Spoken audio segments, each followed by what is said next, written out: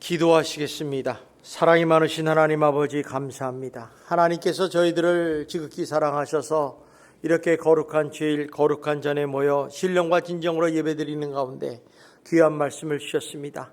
이 말씀이 지식으로만 남지 말게 하시고 내 마음판에 새겨 정말 주님의 이 사랑을 실천하는 복된 성도들이 될 수 있도록 인도하여 주시옵소서. 아버지 하나님, 우리는 주님 앞에 복받는 존재가 되기를 원합니다. 하나님, 우리를 기억하여 주시고 우리들을 아버지 하나님 잘못을 용서해 주시며 늘 하나님께 가까이 가자 하나님을 사랑하는 자에게 더 가까이 하시고 사랑할 수 있도록 역사하여 주시옵소서. 이 모든 말씀 예수님 이름으로 기도드리옵나이다. 아멘. 우리 옆 사람하고 인사합시다. 날마다 좋은 일이 일어날 것입니다. 한 번 더 인사합시다. 당신은 잘 되는 사람입니다. 오늘 본문 말씀을 통해서 허물을 덮는 자는 복이 임한다라는 제목을 가지고 좀 말씀을 나누고자 합니다. 오늘 말씀의 배경을 보면 하나님께서 대홍수 심판으로 인해서 세상의 모든 죄악된 사람들을 다 몰아버렸습니다. 자, 그리고 난 후 노아가 방주에서 나와서 보니까 기가 막힌 현실을 보게 되는 거죠. 완전히 황폐되고 폐허화돼서 절망밖에 없어요. 이때 노아의 마음의 그 감정이 어땠을까? 아마 이런 기막힌 현실을 보면서 노아가 느끼는 감정은 굉장히 두려웠을 거예요. 공포스럽죠. 또 미래에 대한 어떻게 불확실한 그런 마음이 생겼을 거예요. 야, 이거 어떡하냐. 여러분들이 이렇게 홍수 피해라든가 이렇게 피해를 당해보면 그거 치울 생각을 못해요. 다 버려버려야죠. 그런 것보다 더 심하지 않습니까? 이런 상황이죠. 그런데 이 노아의 훌륭한 점이 하나 있어요. 그런데 이런 상황에도 불구하고 노아가 제일 첫 번째 한 일이 뭐냐? 하나님께 제단을 쌓고 번제를 드렸다는 거예요.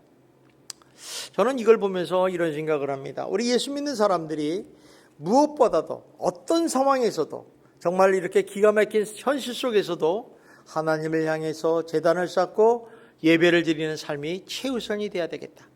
이런 것을 저는 생각해요. 여러분도 그런 삶이 되시기를 주님의 이름으로 축원합니다.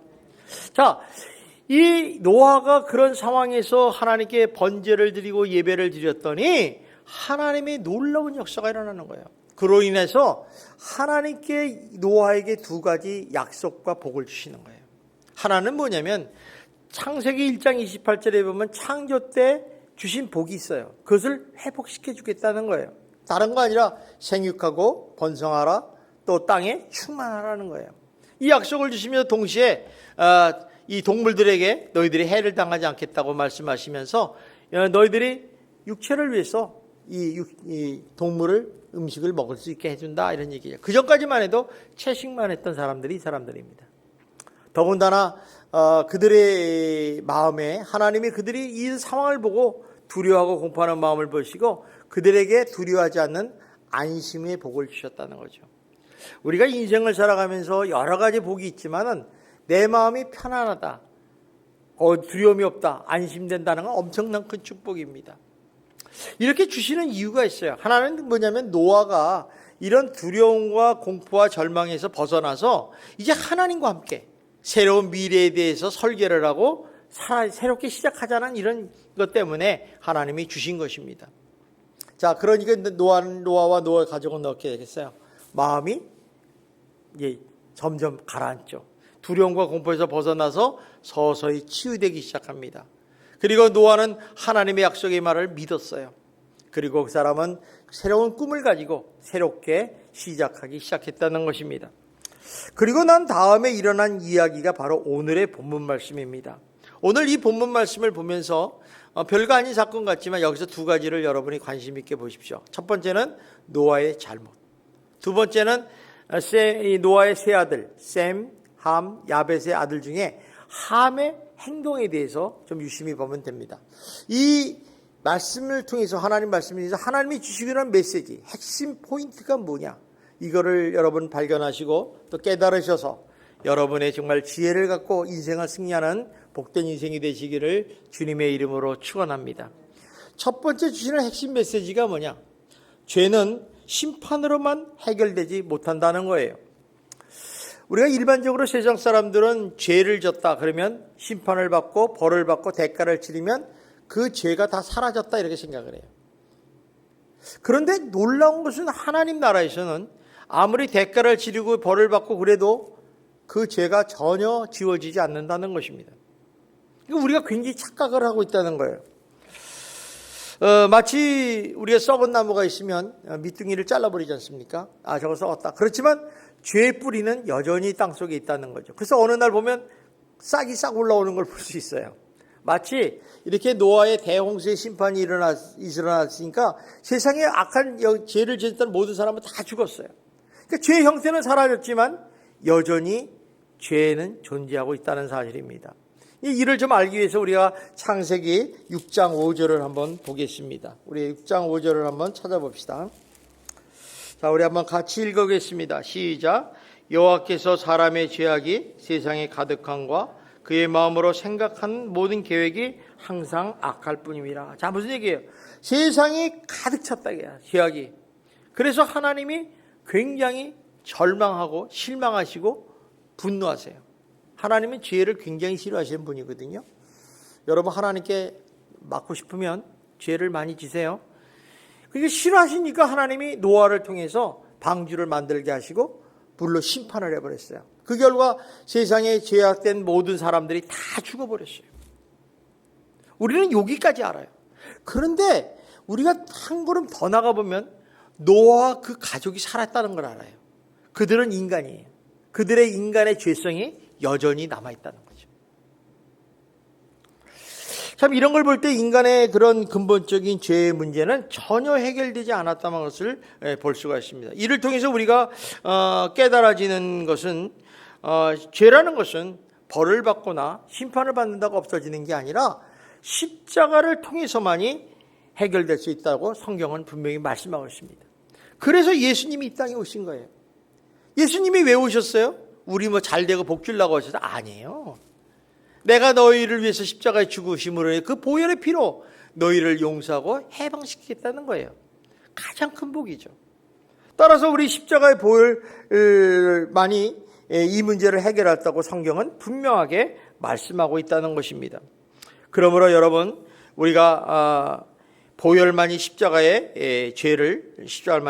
죄를 해결할 수 있다는 것을 믿으시고 여러분 언제든지 십자가를 붙들고 사는 인생이 되시기를 주님의 이름으로 축원합니다.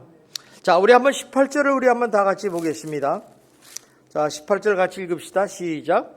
방주에서 나온 노아의 아들들을.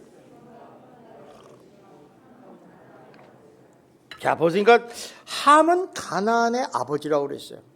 자, 왜 함은 함의 가나안이면 함의 아들이거든요. 이거를 왜 이렇게 이름을 계속 강조했을까? 그 이유가 있을 거예요. 그것은요, 그 말 속에 어떤 복선이 깔려있다는 거죠. 그러니까 무슨 함의 후손들의 운명에 대한 복선. 아, 함의 후손이 잘 안 되겠구나. 이런 복선이 깔린다는 걸 발견하게 돼요. 사실 우리 노아와 그 아들들은 지금 그런 두려움과 공포에서 벗어나서 이제 하나님의 약속대로 생육하고 번성하고 땅에 충만하기 시작했어요. 그리고 그들은 이 공포에서 벗어나서 새로운 계획을 세우고 새로운 삶을 시작하게 됐다는 것입니다. 자, 우리 한번 여기 볼까요? 19절, 20절 한번 보겠습니다. 시작. 노아의 이 세 아들로부터 사람들이 온 땅에 퍼지니라. 노아가 농사를 시작하여 포도나무를 심었다니. 자, 여기서 보니까 노아가 농사를 짓고 포도나무를 심었다. 이 포도나무는 이스라엘에서 포도나무, 무화과 나무 많잖아요. 이것은 무슨 얘기냐면 부요함, 넉넉함, 여유로움을 상징하는 거예요. 그러니까 노아가 이런 삶을 살았다는 건 얘기는 뭐예요? 이젠 두려움과 공포와 미래 불확실성에서 아니라 이제 좀 넉넉해지고 여유롭고 이렇게 부유해졌다, 풍성해졌다, 이런 걸 말하는 거예요. 그런데 문제는 이때 이 사건이 발생해요. 노아가 실수를 한 거예요. 노아가 죄를 진 거예요. 우리도 인생을 살다 보면 어렵고 힘들고 고난이 올 때는 딱 집중하는 게 하나 있어요. 어떻게 하면 내가 살까? 어떻게 하면 내 식구, 내 가족을 먹여 살릴까? 여기 집중해요. 그런데 이제 우리가 호주머니에 돈이 있어요. 호주머니에 돈이 있고 또 좀 마음의 여유가 있고 시간이 나고 하나님의 복을 누리게 되면 이때 위험한 시기가 닥친다는 거예요. 여러분 다윗이라는 사람 잘 알잖아요. 이 다윗이라는 사람 어때요? 전쟁의 승승장구합니다. 그냥 뭐 주변에 있는 땅을 다 정복해요. 이제 마지막으로 암몬 땅을 다 정복하고 암몬의 수도 라빠라는 곳이 남았어요. 라빠. 그런데 지금의 요르단의 수도 암몬이에요. 그 라빠라는 이곳을 청하니까 굳이 자기까지 갈 필요가 없었다는 거예요. 그래서 자기는 예루살렘 성에 있고 이제 부하들은 거기 가서 싸우고 있는 거예요. 근데 그때 어떤 일이 벌어졌습니까? 여러분 잘 아는 얘기예요. 다윗과 밧세바의 간음 사건. 또 우리아의 살인 사건이 일어났어요. 이게 무슨 말이냐면 이렇게 잘 나가고 평탄하고 넉넉해질 때 위기가 온다는 거예요. 그래서 우리가 이 말씀을 보면서 우리가 생각하는 게 있어요. 그 고린도전서 10장 13절 말씀을 우리 한번 같이 읽어보겠습니다. 시작. 그런즉 선질로 생각하는 자는 넘어질까 조심하라. 우리가 나 편안해, 나 잘나, 나 뭐 어때 이렇게 생각할 때 우리가 넘어질 수 있다. 왜냐하면 사자가요, 사단마귀가 우리를 우는 사자와 같이 우리를 늘 틈을 보고 있어요. 방심하면 넘어져요. 여러분 아차하면 넘어지는 거예요. 이거는 누구도 장담할 수 없어요. 장담할 수 없어요. 민수기 32장에 보면 요단 동편에 있는 에서 일어난 얘기예요. 이 얘기를 보면은 르우벤 지파와 갓 지파와 므나베 지파 얘기인데 이 사람들은 하나님이 축복을 받았어요. 사실 그들이 그들에 도착하니까 정말 너무나도 좋은 목초지가 있는 거예요. 그리고 많은 짐승의 떼를 가지게 되었다는 거죠. 하나님의 축복이죠. 자, 그때 이때 이들이 생각한 게 있어요. 생각하고 결정해서 모세에게 나가 제안을 합니다. 여러분 32장을 집에 가서 한번 읽어보세요. 제안을 하는데 무슨 제안이야? 쉽게 얘기하면 이래요. 이제 더 이상 요단의 강을 안 건너가겠습니다. 분명히 하나님은 약속하셨어요. 요단강을 건너가라는 거예요. 안 건너가겠다. 이제 더 이상 하나님의 약속의 말을 안 듣고 가나안 땅에 들어가지 않겠습니다. 여기가 좋사오니 여기에 그냥 머물겠습니다. 우리가 생각하기에는 보면요, 하나 잘못된 게 없어요. 그죠? 여러분도 그렇잖아요. 좋은 땅이 있고 좋은 곡식 있고 부유한데 뭐 때문에 거기를 들어가겠어요. 그런데 성경을 보니까 모세가 이 말을 듣고 심히 분노했다고 그래요. 왜 분노했을까? 그러면서 그 분노한 이유에 대해서 성경이 쫙 나와요. 그 얘기가 뭐냐면 40년 전에 가네스반에서 일어난 사건을 들춰내시면서 그때 12명의 정탐꾼이 갔는데 10명이 부정적인 보고를 하지 않았느냐. 그래서 그 보고가 악한 영향을 미쳐서 이스라엘 공동체가 낙심하게 했다. 그러면서 그들이 어땠어요? 원망하고 불평했잖아요. 그래서 그 1세대가 하나도 가나안 땅에 들어가지 못하고 다 광야에 죽지 않았느냐 이렇게 얘기하시는 거예요. 그러니까 너희가 지금 이렇게 얘기하는 이것이 바로 그때와 뭐 달리겠느냐, 똑같은 얘기하고 있다. 하니까 이 말을 다시 펴려면 너희들이 지금 이렇게 말하는 것이, 이런 일을 행한다는 것이 공동체를 낙심케 하는 일이다. 너희가 이렇게 하는 것이 공동체를 망하는 게 하는 게야. 너희 공동체를 낙심하는 게 얼마나 큰 죄인지를 알겠니? 너 공동체를 낙심케 하면 하나님으로부터 벌을 받아. 하나님이 용서 안 해. 여러분 벌 받는 거하고 용서 안 하는 거 무서운 거예요. 다른 거예요. 용서 안 하겠다 이런 말을 해요. 그러면서 모세가 민수기 32장 14절 15절에 이렇게 말씀합니다. 우리 한번 같이 읽어보겠습니다. 시작. 보라, 너희는 너희 조상 때를 가서 일어난 제 무리로서 이스라엘을 향하신 하나님의 인도를 더욱 심하게 하는도다. 너희가 만일 돌이켜 여호와를 떠나면 여호와께서 다시 이 성을 보시니 그러하면 너희가 이 백성 모든 백성을 멸하시리라. 자 보세요. 너희는 누구냐? 죄인의 무리다. 너희 선한 절 생각하지 마라. 너희는 죄인이야. 하시면서 뭐라고 해요? 이스라엘을 향하신 여호와의 노를 더욱 심하게 한다는 거예요. 너희가 안 들어가면 더욱 심하게 한다. 그리고 더 발전해서 정말 너희 마음 안 바뀌면 광야에서 버리시고 너희를 멸장을 하겠다. 얼마나 무서운 말씀입니까? 그러므로 여러분들은 무슨 일이 있더라도 공동체를 낙심하는 일을 하지 마시고 악한 영향을 끼치지 마시고 공동체를 정말 좋은 영향을 끼치는 그런 복된 성도가 되시기를 주님의 이름으로 축원합니다. 그러면 언제 이런 제안을 하고 결정했는가? 바로 넉넉하고 여유롭고 이젠 다 왔다 이렇게 생각했을 때 이 말을 결정한 거예요. 그러니까 사실은 이 결정의 기준이 어디 있냐면 우리는 분명히 하나님 말씀을 중심으로 해서 결정하고 판단해야 되는데 경제적인 기준을 가지고 판단했다는 거예요. 나 이만큼 복 받아서 잘 살아. 우리 그러잖아요. 잘 살으니까 이제 내 마음대로 살아도 돼. 이런 생각 결정하는 거예요. 근데 나중에 보면요. 이 이스라엘 삶에 보면요. 르우벤 지파와 갓 지파와 문하벳 반 지파는요. 암몬과 모압이라는 나라에 다 흡수가 돼버려요. 그래서 존재조차 없이 없어져 버려요. 망가진 것도 아니고 없어져 버려요. 그래서 이스라엘 공동체에 문하셋, 르우벤, 갓 지파는 없어요. 이거 얼마나 슬픈 일이에요. 지금은 좋지만은 나중에 보니까 후손이 엉망진창이 되더라는 거죠. 그래서 우리가 이런 걸 보면서 참 우린 좋은 영양체를 해야겠다 생각을 합니다. 우리 한번 21절을 같이 한번 읽어보겠습니다. 시작. 포도주를 마시고 취하여 그 장막 안에서 벌거벗은지라. 자, 그랬죠. 여기 보니까 벌거벗었다. 술 취하고 술 먹고 술 취하고 옷을 벗었다. 우리 주변에 그러잖아요. 이 주정뱅이를 뭐라 그래요? 개같이 된다 그러잖아요. 술 먹으면 개같이 된다 그러잖아요. 여러분 술 먹으면요. 도가 지나친 사람은요. 옷도 벗고요. 뭐 난리법석이에요. 토하기도 하고. 근데 그게 무슨 큰 죄냐고 생각할 수 있어요.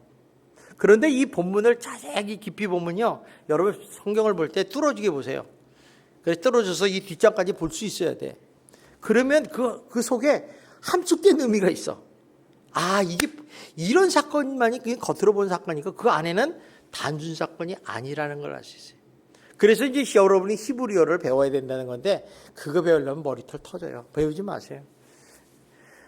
히브리어 원어를 보면 그 속에 성적인 뉘앙스가 있어요. 그래서 어떤 사람은 뭐 동성애다 이런 얘기를 하는데 그런 건 뭐 우리가 추측할 필요 없고 분명한 이 노아가 지은 실수, 이 죄는 죄와 연관성이 있다는 것을 감지할 수 있다는 것입니다. 자, 그렇다면 우리가 노아는 어떤 사람인가 우리 한번 좀 살펴볼 필요가 있죠. 그러면 6장 창세기 6장 9장을 다시 한번 돌아봅시다. 6장 9절 우리 같이 한번 읽어봅시다. 시작. 이것이 노아의 족본이라. 노아는 의인이요 당대의 완전한 자라. 그는 하나님과 동행하였으며. 그랬죠? 여기 보니까 노아는 어때요? 당대의 의인이고 하나님과 동행한 사람이다. 이 말은 뭐예요? 하나님께 인정받은 사람이라는 거예요. 여러분은요 하나님께 인정받는 존재가 되셔야 돼요. 그래서 우리가 신앙생활할 때 인정받을 곳이 두 군데가 있어요. 하나님께 인정받고 목회자에게 인정받아야 돼요. 세상 사람에게 인정받는 것은 누구나 다 받을 수 있어요. 그러나 무엇보다도 하나님께 목회자에게 인정을 받을 때 내 신앙생활이 편하고 행복해져요. 만약에 인정을 받지 못하면 굉장히 불편해져요. 어렵습니다. 그래서 여러분이 인정받는 사람들. 근데 이 노아는 하나님께 인정을 받았다는 거예요. 그러니까 사람들도 그러겠죠. 저 노아는 하나님 편이야. 저 사람은 예수쟁이야. 이렇게 얘기를 했을 거예요. 또 이 사람은 600세 때까지 죄를 안 진 사람이에요. 깨끗하게 산 사람이에요. 그러니까 하나님께서 노아를 들었었겠죠. 그 이유가 뭐냐면 노아는요. 죄에 대한 무서움을 너무너무 잘 알았어요. 절실하게 느꼈던 거예요. 우리도요. 죄 짓는 게 무서우면요. 죄를 안 져요. 근데 죄 짓는 것을 우습게 생각해요. 여러분 우리가 생각으로 지은 죄, 말로 지은 죄, 마음으로 지은 죄, 행동으로 지은 죄들 다 무서운 거예요. 내가 말로 했으니까 이거는 괜찮고 흉기로 찔르면 저 사람이 죽었으니까 이건 크고 이거 없어요. 죄는 똑같은 거예요. 근데 우리는 그걸 착각을 한다는 거죠. 그러니까 이 죄를 짓지 않았다는 거 이게 되게 중요한 거예요. 이 노아가 이런 사람이었다는 거예요.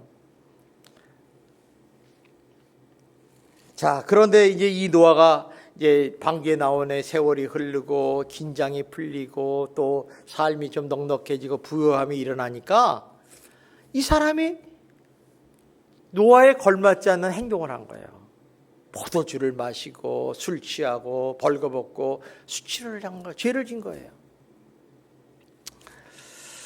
근데 다시 말하면 성경에는 자세히 구별하지만 노아의 이전의 모습과는 다른 모습을 보여줬다는 것입니다. 이거 우리 추측할 수 있죠. 자, 우리는 여기서 깨닫는 게 하나 있어요. 그건 뭐냐면 아무리 우리가 의롭고 아무리 우리가 은혜를 받고 아무리 우리가 성자와 같이 살고 아무리 우리가 남을 위해서 선행을 하고 남을 위해서 정말 저 사람 정말 훌륭한 사람이라고 칭찬받고 좋은 사람이다 할지라도 사람은 다 죄인이라는 거예요. 이 죄인이라는 소리가 여러분 듣기 싫지만은 그걸 인정해야 돼요. 나는 죄인이구나. 그러면요, 내가 죄인이라고 하면요, 남을 비판할 수 없어요. 나는 선하고 저 사람은 나쁘니까 비판하는 거예요. 한번 생각해 봐요. 남을 왜 비판해요? 나는 절대 그런 일이 없어. 저 사람만 그래. 그러니까 비판하는 거예요. 그러니까 그 사람이 계속해서 얘기하는 걸 비판하고 남 얘기하고 소문 퍼지는 거예요. 그런데 우리가 내가 죄인이라 그러면 어때요?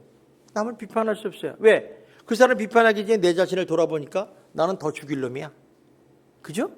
여러분 그렇지 않아요? 그걸 느끼냐? 그러면 못하는 거예요. 왜? 그 사람이 나한테 시비 걸면 너는 어떠냐? 너 죄하면 그러면 어떻게 대답해요? 못하잖아요. 이게 우리들의 죄성이에요. 그러니까 성경에는 뭐라고 그러냐면 로마서 3장 10절에 보면 의인은 없나니 하나도 없다 딱 경륜해버려요. 자, 로마서 10장 23절 우리 3장 23절 한번 보겠습니다. 시작. 모든 사람이 죄를 범하였음에 하나님의 영광이 이르지 못하니라. 그러니까 우리는 우리 스스로 죄를 범했기 때문에 하나님의 영광을 이루지 못한다는 거예요. 나는 절대 안 그래. 나 하나님 영광. 여러분 절대 그렇게 생각하지 마세요. 오늘도 어제도 그제도 다 죄를 짓고 살잖아요. 이거를 인정할 수 있는 사람이 용기 있는 사람이에요. 나는 절대 안 해. 나는 그냥 숨도 안 쉬고 살아. 그런 사람이 있어요. 죽은 사람. 숨도 안 쉬는 그런 사람은 죄 안 짓겠죠. 그러나 숨을 쉬는 한은 다 누구나 죄를 질 수밖에 없는 여건이 있어요. 우리 주변에. 자, 이렇게 살다 보니까 우리가 문제가 된 거니. 그러니까 우리가 아무리 인격적으로, 도덕적으로, 지성적으로 아무리 우리가 포장을 하고 훌륭해 보이고 저 사람 참 좋은 사람이야, 선한 사람이야 하든지만은 그 사람은 어때요? 방심하면 언제든지 실수할 수 있고 죄를 범할 수 있다는 거예요. 참 이게 무서운 거예요. 그래서 여러분들이 사람을 이렇게 판단하고 평가할 때 있잖아요. 그 사람을 보고 판단하고 결정하면서 할 때 비판하지 말라는 거예요. 그 주님이 성경에 비판하지 말라 딱 얘기를 했어요. 근데 우리는 어때요? 남 흉보는 거 되게 좋아하잖아. 남 잘못되는 거면 속이 시원하잖아. 그렇죠? 여러분 이게 그 때문에 스트레스 받는 사람들 많아요. 집에서 막 스트레스 받은 건데 남의 걸 막 발설해서 스트레스 표현하는 사람이 많지 않습니까? 자, 그래서 이제 우리가 이런 걸 보면 그 사람들의 그런 겉모습은 다 보면요, 다 가면이에요. 우리 세일즈 그룹 할 때 제일 어려운 파트가 뭐예요? 가면 벗기예요.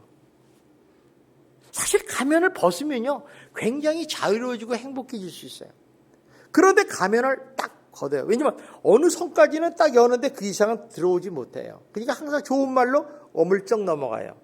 그러면 그 사람은 자기는 좋고 자기를 방어할지 모르지만 상대방도 똑같이 방어를 해요.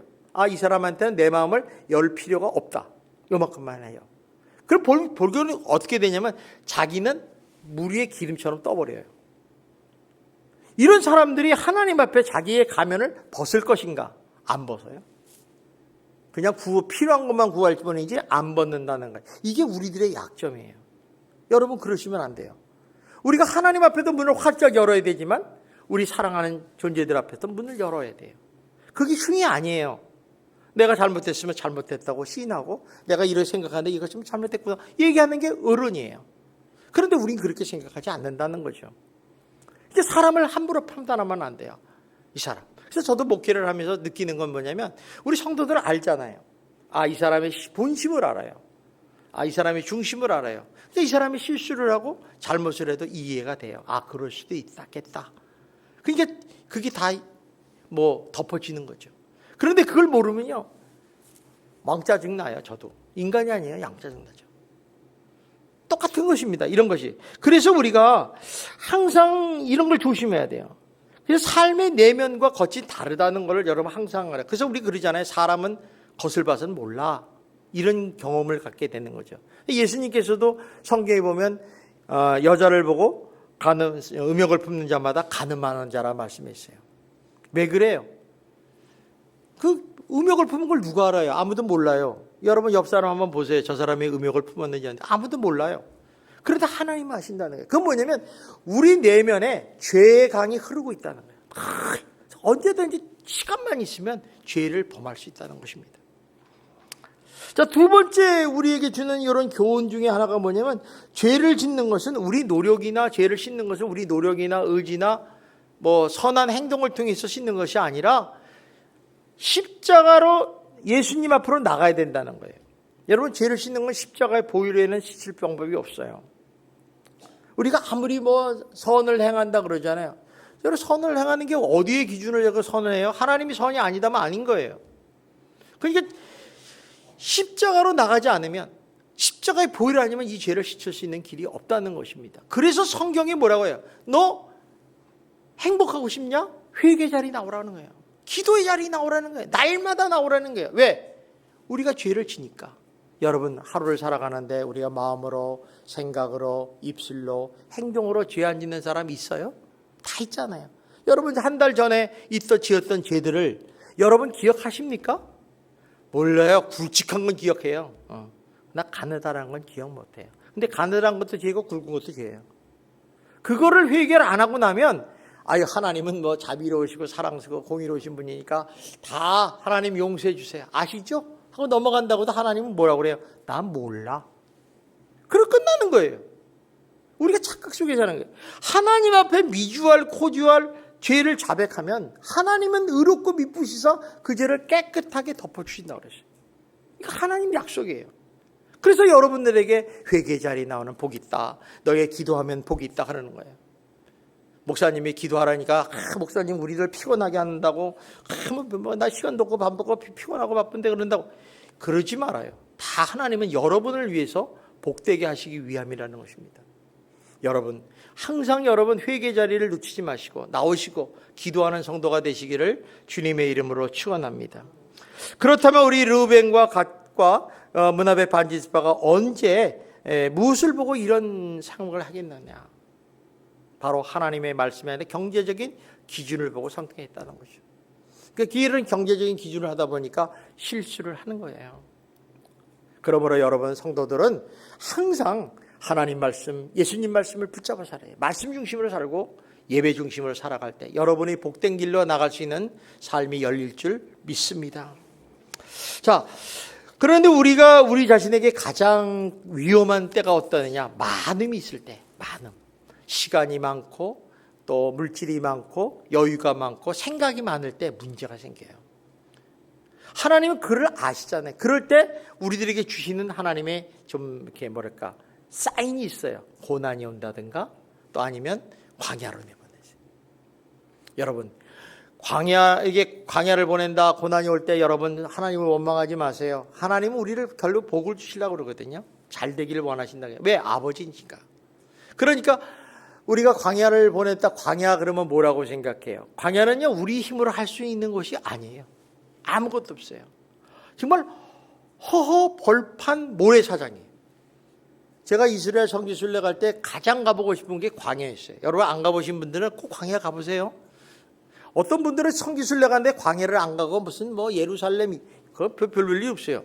광야를 가보셔야 돼요. 광야를 딱 가서 섰었어요. 기가 막히더라고. 이게 사진에서 보는 거하고 직접 가서 그 한복판에 서니까 이게 말이 안 돼요. 아무것도 할 수 없어요. 거기는 내 고집, 내 자존심, 내 생각, 내 양망, 요망 아무것도 펼칠 수 없는 그런 곳이에요. 그 광야에서 할 수 있는 건 오직 하나님만을 바라보고 하나님을 의지하고 하나님을 도움만 의지하는 것밖에 없었어요. 그게 광야라는 것은 아무것도 할 수 없는 것이고 동시에 내 것을 다 비워야 하는 것이다 생각해요. 그러니까 하나님은 그를 인도하신다는 거죠. 자, 그러면 거기서 하나님께서 이렇게 인도하셔서 어떻게 하시려고 그러냐? 신명기 8장 16절 한번 보겠습니다. 우리 같이 한번 읽어보겠습니다. 시작.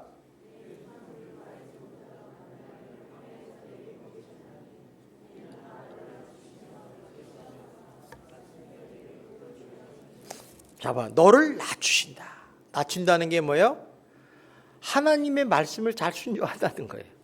여러분, 교만과 겸손의 차이는요, 교만이라는 단어는 나를 높이고 하나님 말씀을 낮추는 게 교만이에요. 또 겸손하다는 것은 나를 죽이고 하나님 말씀을 이거로 하는 게 겸손이에요. 그러니까 광야를 가면 그렇게 되잖아요. 세상께 의지할 게 없잖아요. 내 생각이 없잖아요. 그러니까 낮춰지는 거죠. 그리고 또 시험해요. 그러시고 마침내 뭘 준다고요? 복을 주신다. 여러분들이 이런 삶을 사시기를 주님의 이름으로 축원합니다. 우리가 왜 그러냐면 내가 비워야지 하나님이 그 빈자리를 하나님이 주시는 복으로 채우시는 거예요. 여러분, 그릇에 효용하십니까? 그릇이 정말 그릇답게 살려가면요, 그 자리가 비어 있어야 돼요. 차 있으면 사람은 안 써요. 아마 오늘 집에 가서 한번 찬장을 냉장고를 뒤져보시고 빈 그릇이 있는가 한번 찾아보세요. 냉장고에는 빈 그릇이 없더라고요. 여러분 몰랐죠? 저는 냉장고에서 빈 그릇을 절대로 안 찾습니다. 거기에 신김치가 있었다고 합시다. 거기다 오늘 저녁에 밥을 떠먹는 사람이 있어요? 없어요. 그건 좀 맛이 같거나 좀 너무 신김치를 좋아서 비벼 먹겠다는 의지가 있는 사람 아니라 못해요. 그러면 어떻게 해요? 새 그릇이 비어있는 그릇에다가 밥을 붓는 거예요. 하나님 방법도 똑같아요. 여러분들이 비어있으면 하나님이 거기에 하나님 주신 복으로 채우시는 거예요. 여러분들이 이런 삶을 살기 위해서 하나님께서 우리를 광야로 어려움을 고난의 길로 내보낸다는 것입니다. 그러므로 여러분 잘 비우셔서 하나님이 주시는 축복으로 가득 채우시기를 주님의 이름으로 축원합니다. 두 번째 하나님이 주시는 교훈은 뭐냐? 이웃을 허물을 보면 우리의 태도에 따라 운명이 바뀐다는 거예요. 자, 우리는 다 잘되기를 원하고 복되기를 원합니다. 자, 그런데 오늘 이 말씀에는 어때요? 남의 허물을 보고 덮는 복이 임한다고 말씀하는 거예요. 그러나 그 허물을 보고 까발리고 떠들고 소문내면 너 종의 종이 되고 저주를 받는다고 말씀하는 거예요. 지금 노아와 아들의 상을 봐. 아버지와 아들이잖아요. 이 노아가 지금 술 취하고 먹고 취하고 뻘거벗고 자요. 수치를 당하는 거예요. 죄를 진 거예요. 자, 이럴 때 함의 반응을 보세요. 함의 태도를 보십시다. 한번 어떻게 했는가. 우리 9절에 보면 9절 우리 22절 봅시다. 시작. 가나안의 아버지 함이 그의 아버지의 하체를 보고 밖으로 나가서 그의 두 형제에게 알림해. 여기 보고라는 단어는요, 뚫어지게 봤다는 거예요. 의도적으로 봤다는 거예요. 이게 아니라 뚫어지게 봐. 또 알렸다. 이 말은 뭐냐면 소문냈다, 까발렸다, 이런 얘기예요. 그러니까 셈가고 야벳이 알았잖아요. 뭐 어떤 사람은 여러 가지 얘기를 해요. 근데 우리도 때때로 염려라는 이유로 해서 소문을 내는 사람들이 있어요. 야, 걱정인데 어떡하지 이러면요, 옆 사람이 뭐가 어떻게 왜 그래 그러면 이거 안 되는데 하면서 염려하는 척 걱정하는 척 하면서 다 까발려요. 소문을 내요. 이래서는 안 된다는 거예요. 왜 그렇습니까? 우리 마음 가운데는 항상 죄성이 있기 때문에 남의 잘못을 자꾸 소문내기를 소원하는 거예요. 사람이요, 우리가 보면요, 좋은 소식은 잘 안 퍼져요. 저 사람이 상 탔다. 저 사람이 뭐 해서 뭐 어떻게 됐다. 그러면 다들 배가 아파. 그래서 얘기 안 해요. 근데 저 사람이 가다가 맨홀에 빠졌다. 그거 동네 다 알아요. 우리 농림시장 다 알아요. 길 가다가 맨홀에 빠졌으니 맨홀을 메꿔야 된다. 이게 다 적어 있죠. 그러니까 이게 사람이 안다는 거예요. 소문을 내는 나쁜 소식이 빨리 퍼진다는 거예요. 그런데 성경은 뭐라고 그러냐? 잠언서 17장 9절에 보니까 이렇게 말씀합니다. 우리 한번 보겠습니다. 시작. 허물을 선의하는 자는 사랑을 구하는 자요, 그것을 친한 벗을 이간하는 자 아니라. 여기 이간이라는 단어를 기억하십시오. 이간은 둘로 나눈다는 거예요. 이것은요, 로마서에 보면요, 사형에 해당한다고 그래요. 갈라디아서는 하나님 나라에 들어갈 수 없다. 얼마나 무서운 일인지 몰라요. 여러분들이 소문을 내고 없는 것을 자꾸 말하고 하면은 그것이 여러분에게 오히려 저주가 되고 망하는 지름길이라는 것입니다. 자, 그런데 우리가 이 셈과 야벳은 어떻게 했어요? 우리 한번 여기 보겠습니다. 23절 한번 읽어봅시다. 시작. 셈과 야벳이 옷을 가져다가 자기들의 어깨에 메고 뒷걸음쳐 들어가서 그들의 아버지의 하체를 덮었으며 그들이 얼굴을 돌이키고 그들의 아버지의 하체를 보지 아니하더라. 자, 셈과 야벳이 어땠어요? 뒷걸음을 쳐서 아버지 하체를 덮어주고 그리고 보지 않았대요. 자, 여기서 우리가 깨닫는 게 있어요. 덮어준다는 게 도대체 뭐냐? 이거는요, 기억하지 않는다는 거예요. 우리 기억하지 않는다 그러면 딱 떠오르는 단어 있죠? 용서죠. 용서가 뭐예요? 기억하지 않는 거예요. 하나님이 우리가 용서해줬다는 얘기는 우리들의 죄를 예수의 피로 씻어주셔서 기억하지 않겠다는 거예요. 그러니까 굉장히 중요한 얘기예요. 기억하지 않는다, 용서해줬다 이런 얘기예요. 그러니까 여러분들이 무슨 남의 허물을 보면요, 못 본 척 하세요. 그거를 뭐라고? 또 가서 알아보려고 그러는 사람이 있는데 그러지 마세요.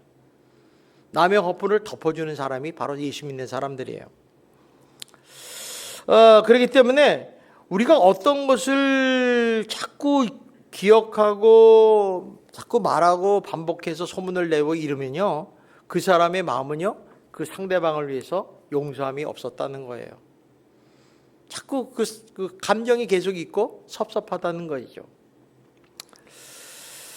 그래서 우리가 어떤 것을 이렇게 할 때 따라서 우리가 이런 그를 기억하지 않을 때, 덮을 때, 또 용서할 때, 그때 하나님의 복이 임한다는 것입니다. 참 이 하나님의 이 통로는요, 묘해요.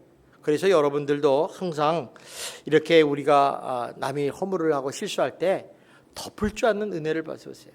베드로전서 4장 8절에 보면 이런 말씀이 있어요. 사랑은 허다한 죄를 덮으니라 그랬어요. 여러분 잘 아시죠? 사랑은 허다한 죄를 덮는 거예요. 좀 다른 말하면 예수의 십자가로 사는 사람은 허다한 허물을 다 덮는다 이런 얘기예요. 그러기 때문에 이런 셈과 야벳이 했잖아요. 이 일은 누가 했어요? 예수님이 했던 행동이었어요. 예수님께서 이 땅에 오셔서 우리의 죄를, 우리의 허물을, 우리의 실수를 다 용서해 주셨어요. 이건 기적과 같은 은혜예요. 여러분들도 마찬가지예요. 여러분들도 여러분의 죄악들, 실수, 허물 다 하나님이 용서해 주셨잖아요. 우리 은혜를 받았어요. 그렇다면 이런 은혜와 사랑을 받은 우리들이 해야 될 일이 뭐냐? 바로 십자가로 살아야 되는 거예요. 우리 십자가로 살겠다 이렇게 얘기하지만 말로만 사는 게 아니라 어떠냐? 허물을 용서해주고 사랑으로 덮는 삶을 사는 거예요. 이게 사랑하는 삶이에요. 사랑은 말로 하는 게 아니에요. 여러분 떡 사줬다? 밥 사줬다? 같이 놀러 갔다? 이게 사랑이 아니라니까? 그게 무슨 사랑이에요? 여러분 집에서 아내와 가족들을 사랑한다. 그렇다고 특별히 하는 게 있어요? 없잖아요. 매일같이 먹고 똑같은 일을 하잖아요. 그런데 그 안에는 어때요? 용서하고 덮어주는 사랑이 있어요. 자녀가 잘못해도 괜찮아 이렇게 하잖아요. 그러니까 부모가 자식의 허물을 이렇게 까발리는 사람 봤어요? 없어요. 아무리 자식이 잘못해도요, 부모는 내 자식이 최고라고. 또 자기 자식 욕하면요 막 뿔떼기 나잖아요. 응? 또 자녀가 부모 욕하는 거 봤어요? 우리 아버지 아버지가 술 많이 먹고 그래도 우리 아버지는 진짜 최고의 아버지야 이렇게 하죠. 또 어떻습니까? 우리가 또 이거 부모 관계만 하면 남편과 아내 관계도 그거 있잖아요. 남편이 아내를 막 욕하고 다니는 사람도 있어요? 없잖아요. 허물을 덮어줘야 되고 아내도 남편의 허물을 덮어줘야 돼. 그런데요, 간혹가다 변종이 있어요. 무슨 얘기냐면 어떤 여자가 남편 욕을 그렇게 해요. 나 그거 보면 그냥 너무 재밌어서 막 웃었어요. 여러분 그런 얘기 들으면 재밌어요. 또 어떤 남편은요, 여자 욕을 그렇게 해요. 근데 그거는 뭐냐면 자기 얼굴에 침 뱉는 거예요. 허물을 덮어줘야 돼요. 안 살려면 그렇게 해도 돼요. 안 살려면. 나중에 그거 하다가 보면 나중에 그게 다 들어간다니까요. 목사도 마찬가지예요. 목사도 성도의 허물을 덮어줘야 돼요. 성도들 실수하고 잘못되고 얼마나 많이 해요. 그런데 그것도 아니고 안 하고 말이야 주보에다 딱 내가지고 이번 주에 광고하겠습니다. 누구누구는 오늘 무슨 죄를 지고 무슨 실수를 하셨습니다. 이름은요 시험 들어가지고 뭐 여름에 얼굴이 뭐 멀개져가지고 혈압 올라가요. 안 돼요. 덮어줘야 돼. 성도도 마찬가지. 성도도 여러분 목사님이 잘못하거나 실수하면요 덮을 줄 아는 믿음이 있어야 돼. 뭐 10,000가지 중에서 한 가지 잘못했다고 그걸 가지고 시비 걸고 싸움하면요 누가 손해? 본인이 손해. 본인이 손해. 평안하지가 않아요. 마음이 편하지 않아요. 우리는요 복을 많이 받고 평안이 임해야 돼. 그래서 평안의 복은 엄청 중요해요. 그래서 주님이 늘 그러잖아요. 너 아무 염려하지 마라. 내가 평안을 주겠다. 뭘로? 기도와 간구해라. 여러분 누가 잘못했으면요 허물을 보면요 여러분 말하지 말고 기도하세요. 저 사람의 허물과 실수를 보지 않게 해달라고, 저서 용서해달라고 기도하시면 그 사람이 받아들이면 뭐 그 사람의 축복이고 안 받아들이면 그 복이 다 나한테 오는 거예요. 이게 얼마나 중요한지 모릅니다. 그래서 우리가 이렇게 용서하는 것이 얼마나 중요한지 몰라요. 그래서 예수님께서 이렇게 허물을 다 용서해 주지 않았습니까? 그러므로 우리가 주님의 받은 사랑과 은혜를 가지고 덮어주면 그때부터 하나님의 복이 임하는 거예요. 평강의 복이 임하는 거예요. 여러분 그런 성도가 되시기를 주님의 이름으로 축원합니다. 하나님께서 왜 예배를 통해서 우리가 은혜를 주고 복을 주시는가? 상대방의 허물을, 상대방의 실수를 덮어주라고 그러는 거예요. 우리가 은혜 받았다고 할렐루야 하고 바깥에 나가서 딴짓하는 게 아니라 너희들 이웃을 사랑하라는 거예요. 누구처럼? 내 몸처럼. 이 말이 굉장히 무서운 얘기예요. 나만큼 나를 사랑하는 사람은 세상에 아무도 없어요. 근데 내 몸처럼 사랑하네. 그런 사람이 바로 예수 믿는 사람이라는 거예요. 예수님을 따라가는 사람이에요. 십자가를 붙들고 사는 사람이라는 것입니다. 함은 아버지로부터 어떤 상처를 받고 섭섭함이 있었을지 모르겠어요. 그런데 이거를 잊어버려야 되는데 계속해서 기억하고 까발렸어요. 다 소문을 냈어요. 자, 그러니까 함에게 이상한 반응이 나와요. 아버지 노아로부터 함을 저주하는 장면이 나와요. 저는 이 장면을 보면서 예전에 성경을 읽어보다가 굉장히 난해한 구절이라고 했어요. 아니 그거 뭐 아버지 술 먹고 취하고 옷 벗는 거 기본인데, 세상 사람 기본인데 그걸 가지고 뭐 저렇게 저주를 하고 뭐 종이 되고 저주를 받으리라 이런 얘기하는 게 이해가 안 갔어요. 근데 이제 세월이 흘러가고 하나님의 마음을 알고 성경을 알면서 이것이 해결이 되는 거죠. 그건 무슨 얘기냐면 여기 우리 한번 읽어봅시다. 24절 한번 봅시다. 시작. 도마가 술에 깨어 그의 작은 아들이 자기에게 행한 일을 알고. 자, 그러니까 노아가 술이 깨서 보니까 자신 아들이 이런 일을 했대. 그러니까 노아가 화가 나가지고 저주를 내리는 장면이 25절에 나와요. 한번 읽어봅시다. 시작. 이에 이르되 가나안은 저주를 받아 그의 형제의 종들이 종이 되기를 원하노라. 세상에 아버지가 자식한테 저주를 내리고 종이 되기를 원한다. 말이 되는 얘기예요? 뭔가 있다는 거예요. 뭔가 있다는 거죠.